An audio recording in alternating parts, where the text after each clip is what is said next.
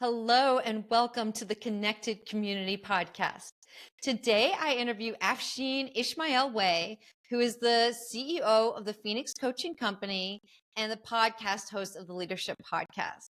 And Afsheen has been working with multinational corporations, becoming an HR leader over the last 20 years. And today we veer from her normal topic of discussion, and she shares what it has been like for her living and working around the world, both personally and professionally, as a woman of color. And one of the things that she's most passionate about is diversity, equity, belonging, and inclusion. This is something that comes up in her work and also a big part of what we discussed today.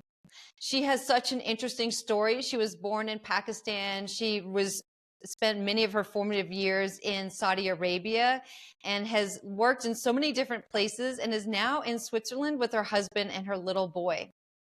Afsheen wishes to be a role model for women of color. And one of the things that she talks about and the messages that she shares is for women of color to never give up, to go after their dreams. And when you see mountains and obstacles, to just look at those as little speed bumps that need to be overcome. She has a really interesting story and a powerful message, and I hope you will enjoy today's episode.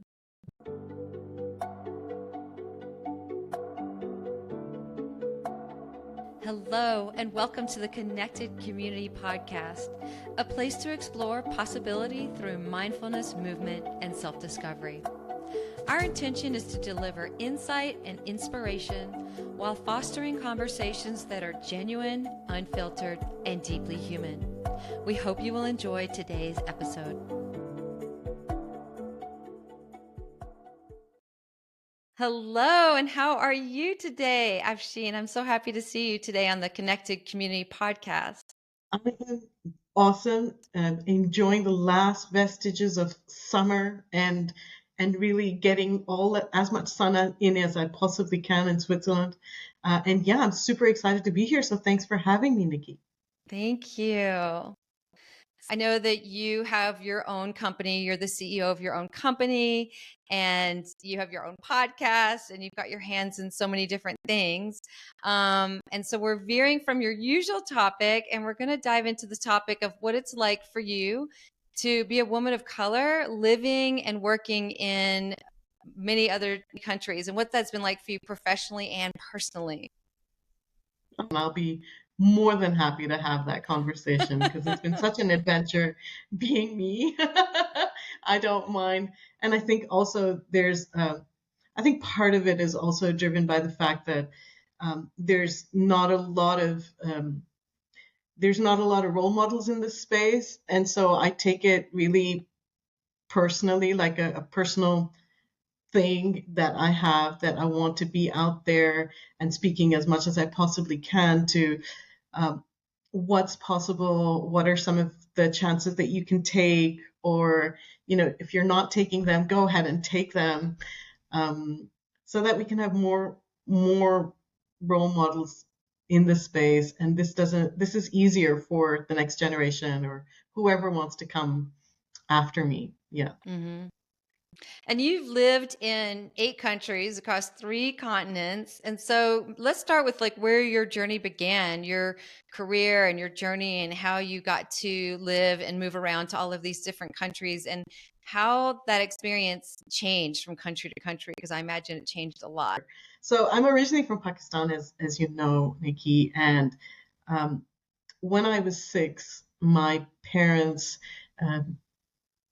decided to move to Saudi Arabia. At the time, that was, the Middle East was sort of up and coming.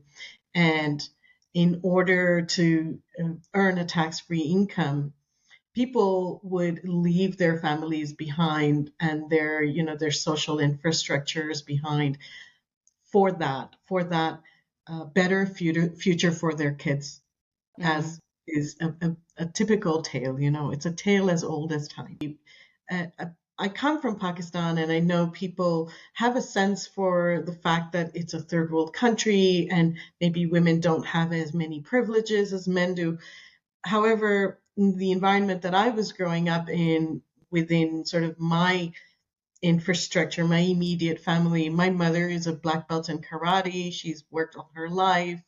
my father is extremely supportive of and and just a regular Joe, And so for us to move from the relative freedom, let's say, to an environment where things were quite restricted, I didn't notice a big difference. I was 6 years old, so that was basically all I knew growing up.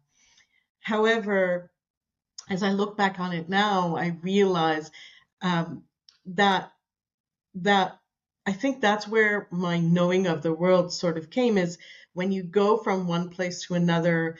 In Rome, you need to do as the Romans do, and you need to find your best fit within the context of whatever is available to you, and see how you can make that work. Because it wasn't as though we could just up sticks and leave and say, okay, forget it, we have to wear a headscarf outside, so I'm just going to leave. I mean, our families were earning incomes that meant that we'd have a better future and gave us a chance to go to private schools and things like that. And then one of the big things that was really formative for me was that actually gave me the opportunity to, despite being in a fairly restricted environment, we were still going to school in a very international setting. So we had kids just like ourselves who were coming from all over the world. And this was a massive melting pot where no one culture was right, or no one social norm was right.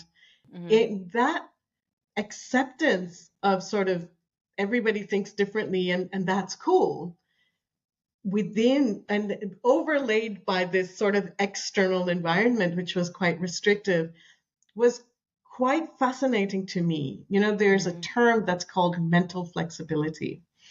And in that, it's the acceptance and understanding and ability to sort of hold the space for two completely opposing ideas, knowing that they can both be true.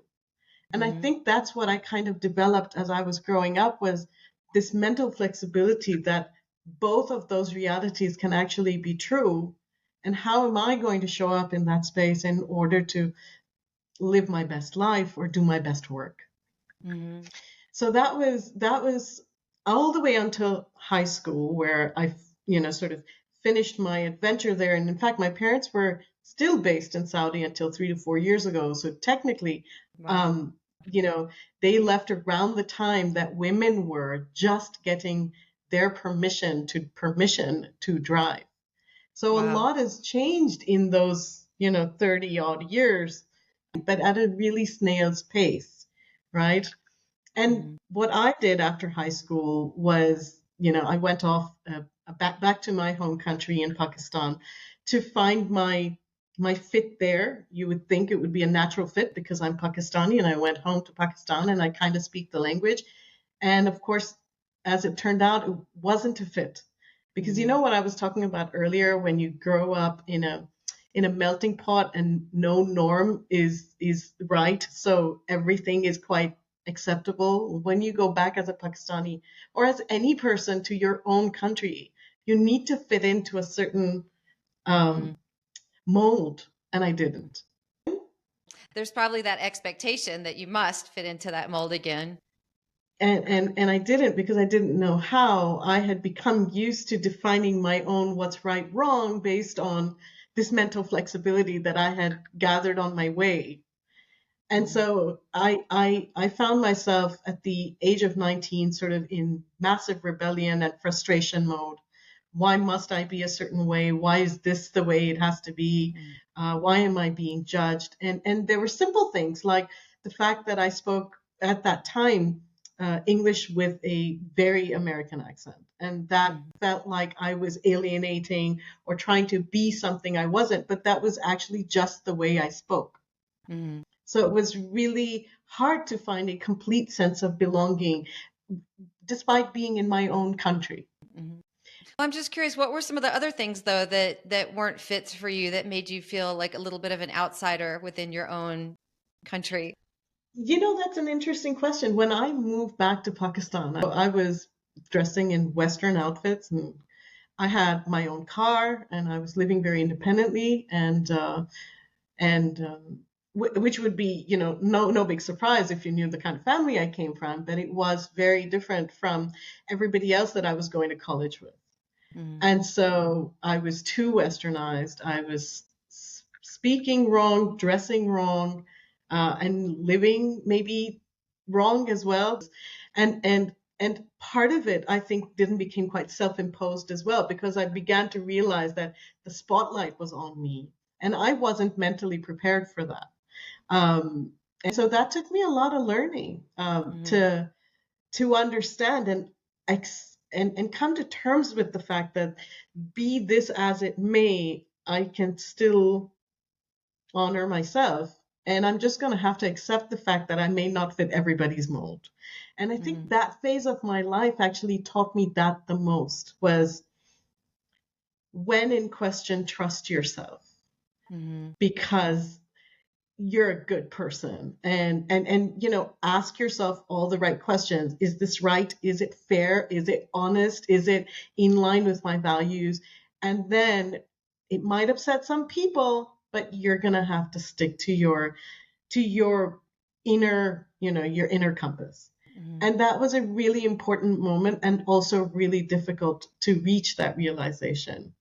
And so when I went away from Pakistan to pursue my master's, I was suddenly in the US. And I had Mm-hmm. so many people asking me, well, you grew up in Saudi and then you lived in Pakistan. You don't know anything about the Western world. How do you feel about this? Like, do you feel suddenly free? Mm-hmm.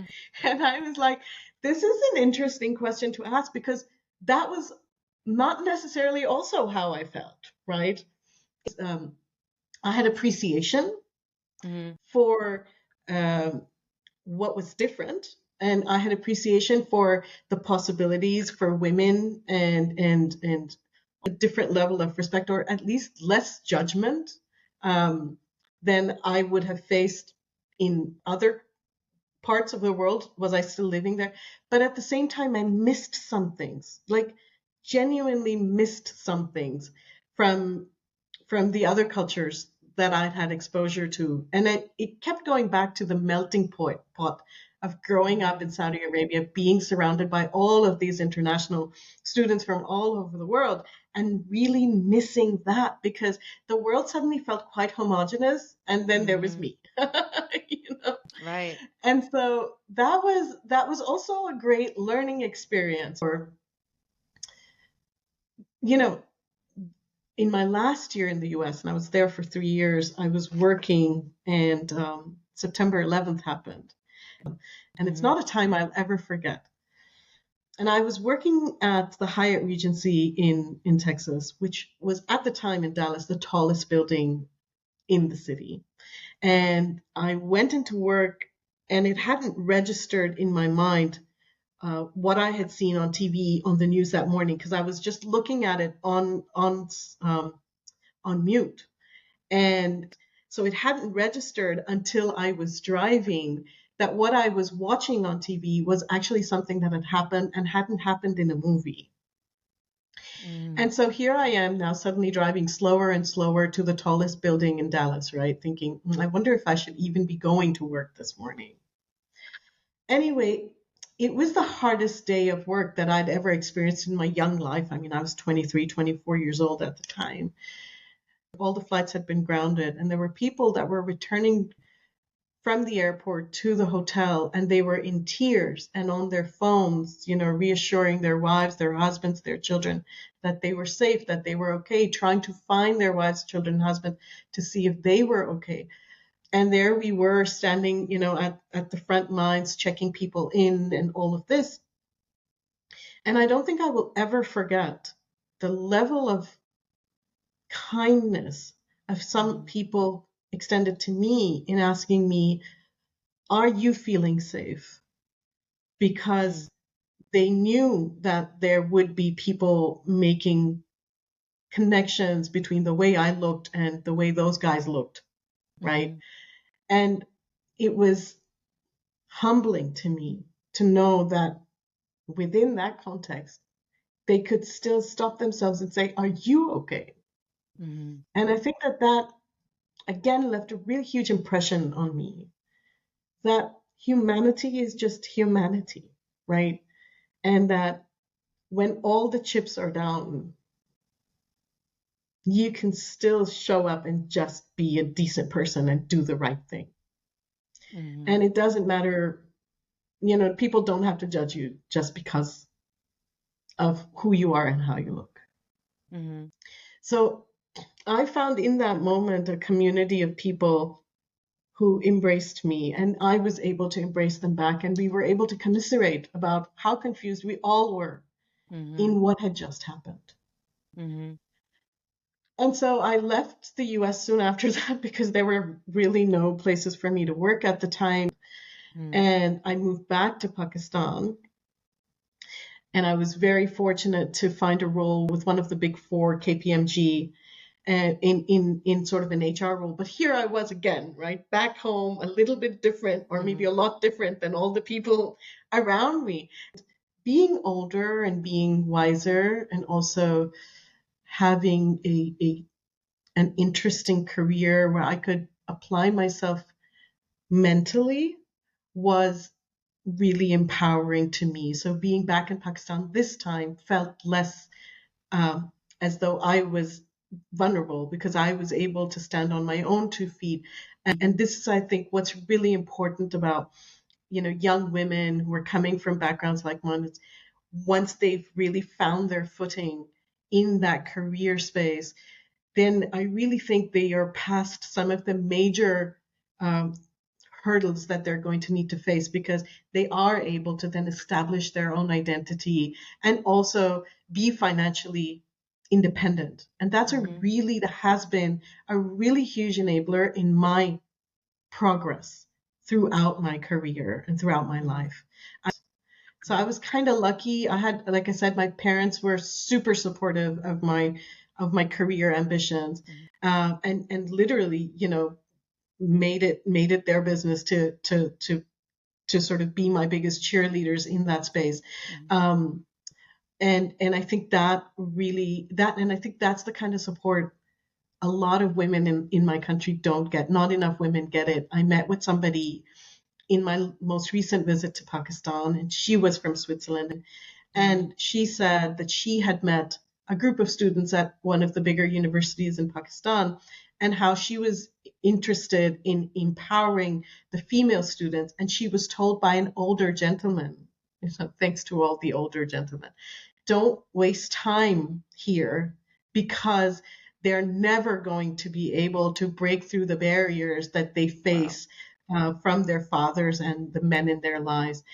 And so I had to sit her down and say, let me as a woman speak to the voice of other women from our country and help you find the ones, and sort of take away the wool from your eyes. Don't let other men tell you what we can do. Mm-hmm. Well, I just want to ask a question. I mean, you got an MBA from Baylor, is that correct, in the US? I did. Yes. So what is that like in Pakistan, having a master's from the Mhm. US? I mean, that's probably not super common with women. So it's a good question to ask, and I think it goes back to the kind of family you come from. So Mm-hmm. in my family, and it is very rare, um, equally the men and the women were educated at the same standard, depending on whether they wanted to be.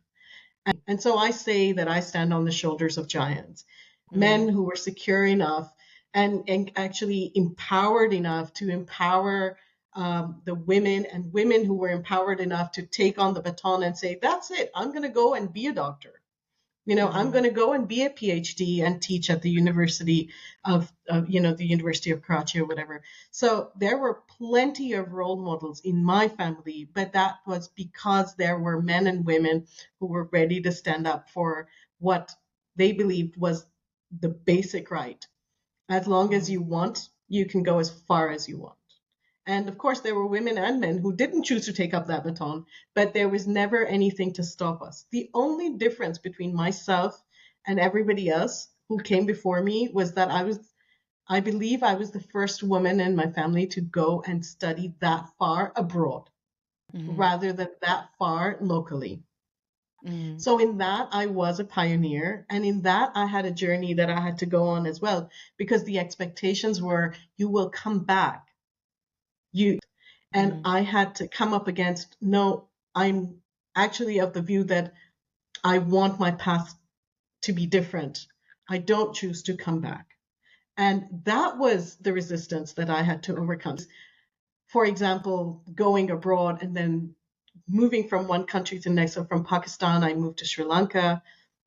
Then that was followed by moving to Dubai and working in Dubai for 7 years, which was then followed by moving to Austria, which was not at all exciting for some members in my family, because it was like, okay, maybe if you go to Sri Lanka, which is kind of close, or maybe if you go to, Dubai, because we all like to visit.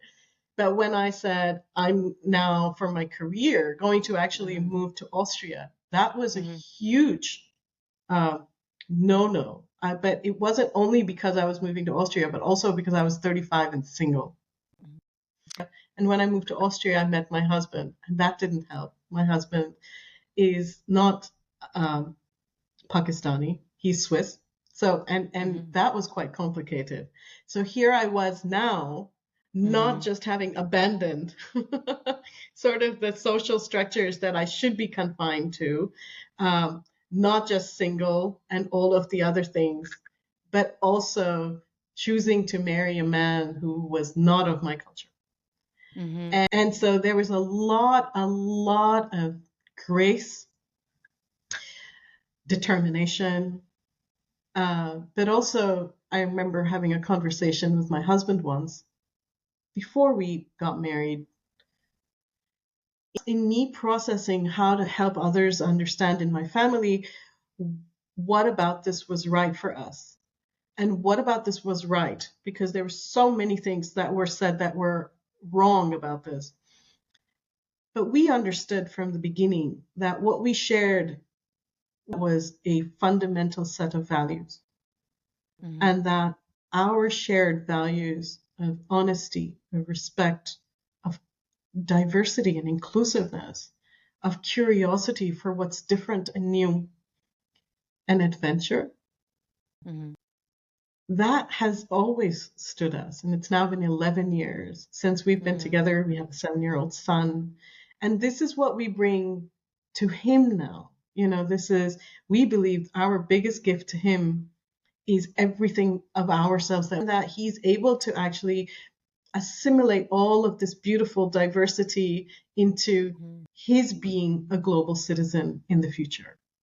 And I think our children, as the world becomes smaller and more diverse and more connected with each other, and I think our children have this unique opportunity to make a real difference in the world and to make it even smaller if we are ready to open ourselves up to taking some really big steps.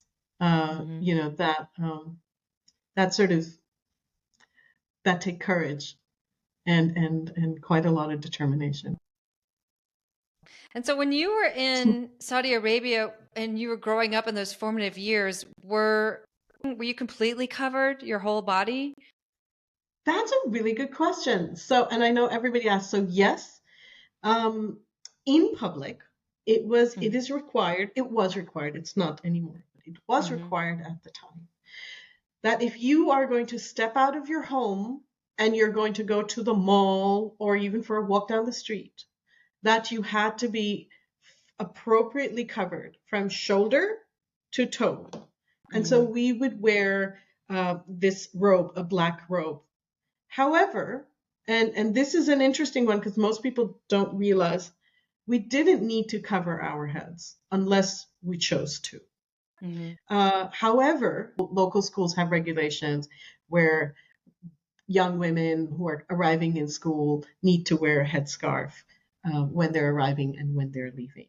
So then we would actually be fully covered for those 5 minutes in a day arriving to school and 5 minutes in a day leaving school. But we were always covered from shoulder to toe from the ages of 12 onwards, whenever we were outdoors. Yes.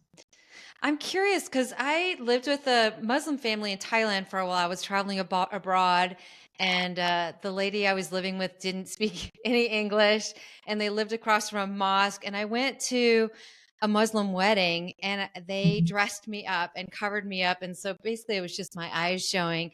And I Sweet. have that Mhm. experience, and I know what that was like for me. Mhm. I'm just curious what that experience was like for you when you were covered up and walking around.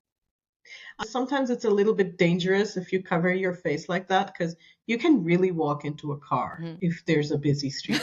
So it's also from a technical perspective, you Mhm. know, you really must be of the faith if and full respect to the women who choose to do that.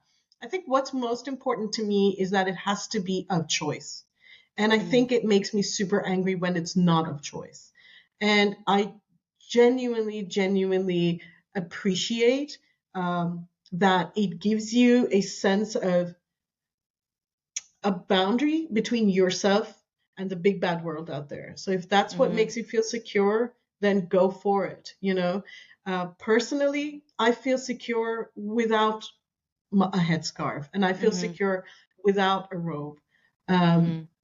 and I think this is a very important part of my values and my beliefs.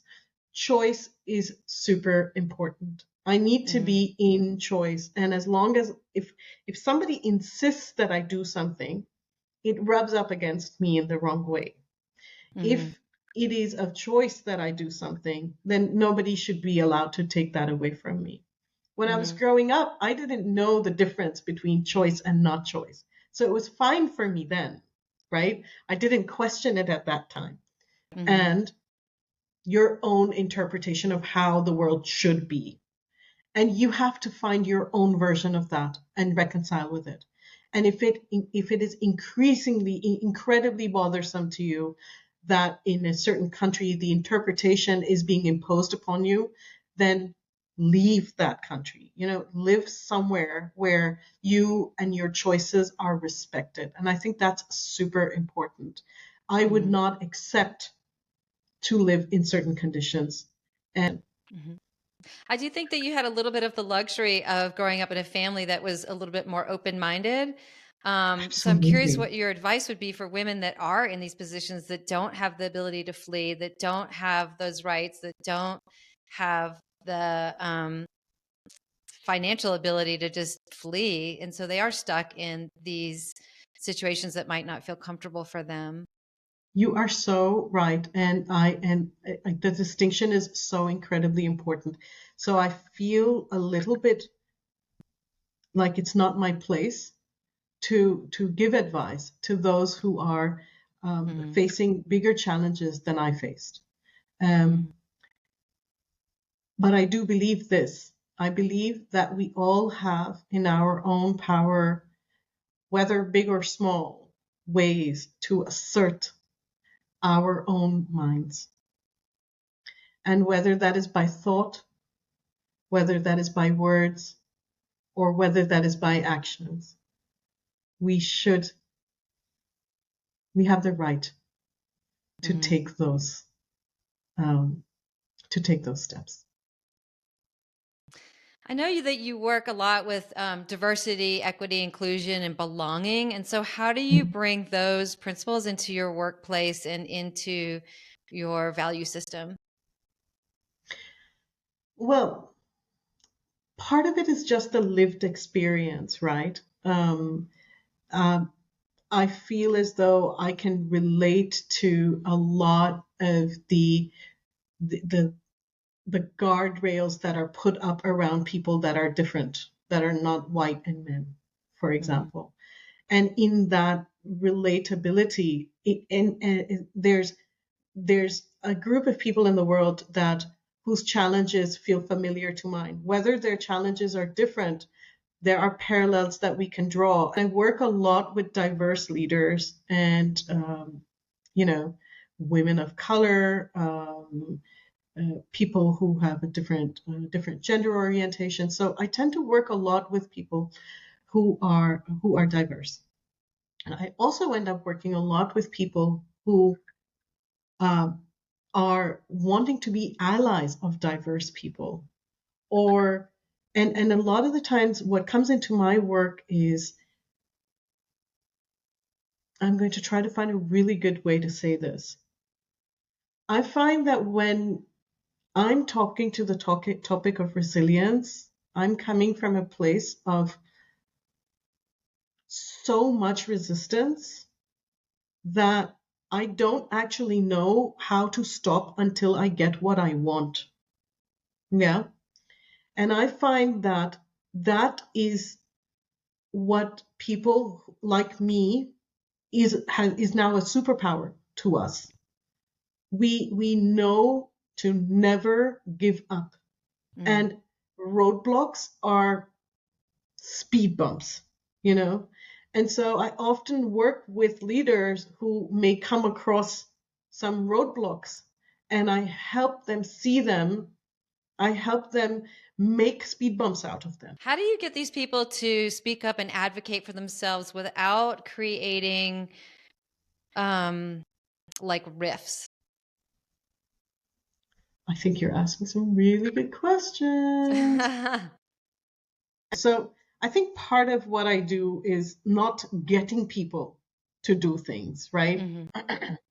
It's about helping us tap into our own internal resources and determination and resilience, and working from that place and saying, what's your most empowered response coming from that place? And when we are able to, instead of tell people what to do, because then there is no ownership in that.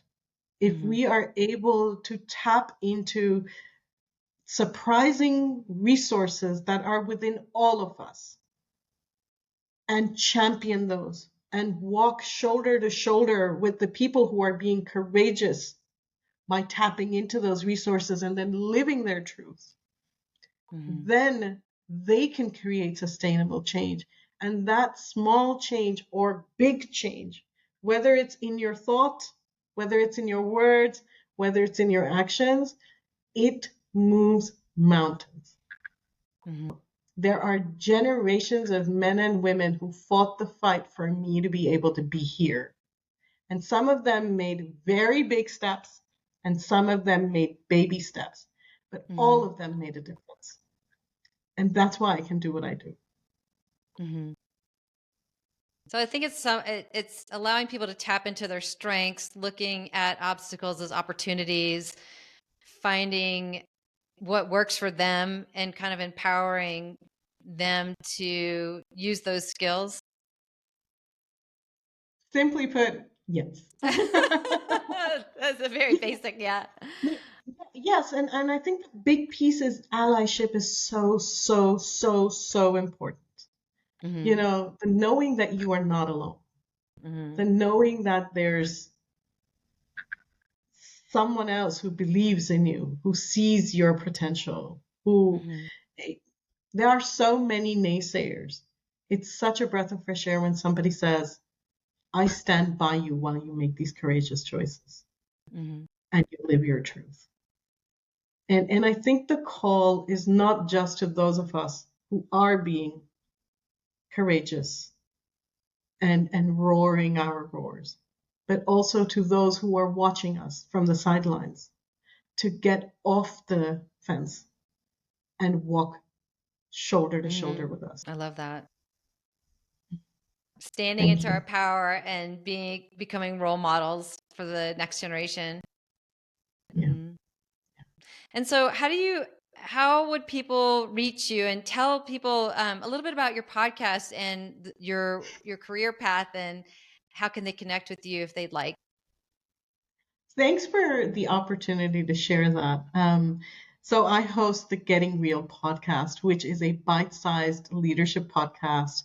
And it basically features women in leadership roles because I'm so passionate about that, about normalizing the faces of women and the voices of women in leadership, and making these role models more visible to others so that they can see themselves in those roles for the future. Well, and you work with multinational companies. You don't work with individuals, right? You work with major corporations. Is that correct? Well, yeah, thanks for asking that. I do work with leaders one-on-one within the corporate context. So global organizations like Diageo, like Takeda. So mainly in the pharma, FMCG, and beverages sectors. And I work with leaders from these organizations and also with leadership teams in these organizations to amplify their business impact um, through their own sort of um, building their own leadership capability or their ability to work together more effectively as a team. Mm-hmm. I love your story. I love your background and all the places that you've lived and worked. And I really am impressed by your family and their ability to look outside the box and to support you. And I think that it's so important to support those that are different than us, those that walk different paths, those that have big dreams.